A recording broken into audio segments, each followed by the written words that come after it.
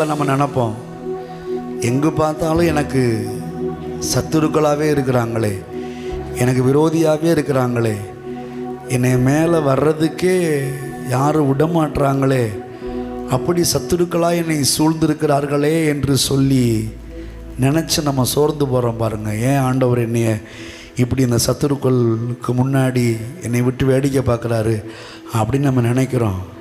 ஆனால் ஆண்டவர் எப்படிப்பட்டவர்னா, சத்துருக்களுக்கு முன்னாடி தான் சந்தோஷமான பந்தியை ஆயத்தப்படுத்துகிறவர். பைபிள் சொல்லுது, சத்துருக்களுக்கு முன்பதாக நீர் எனக்கு ஒரு பந்தியை ஆயத்தப்படுத்தி சத்துருக்களுக்கு மேலாக என் தலையை உயரச் செய்கிறீர், என் தலையை எண்ணெயால் அபிஷேகம் பண்ணுகிறீர்.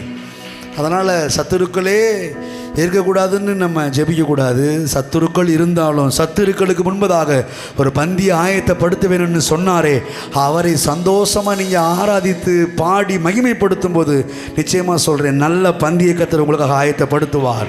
தலையை எண்ணெயால் அபிஷேகம் பண்ணுவார். சுற்றிலும் இருக்கிற சத்துருக்களுடைய கண்களுக்கு முன்பதாக உங்கள் தலைகள் உயர்த்தப்படும். வெக்கப்பட்ட இடத்துல தான் கீர்த்தி, தலை குனிந்த இடத்துல தான் தலை நிமிர்ந்து வாழச் செய்கிறவர். அது அவருடைய கேரக்டர், அது அவருடைய குணம். அப்படிதான், எதுவுமே இல்லாட்டினா கூட பேசாமல் இருப்பார். ஆனால் சத்துருக்கள்னு ஒருத்தர் வந்துட்டாருன்னா கர்த்தர் அங்கே தான் தலையை அபிஷேகம் பண்ணுவார், தலையை உயர்த்துவார், தலையை நிமிரச் செய்வார். எத்தனை பேர் விசுவாசிக்கிறீங்க?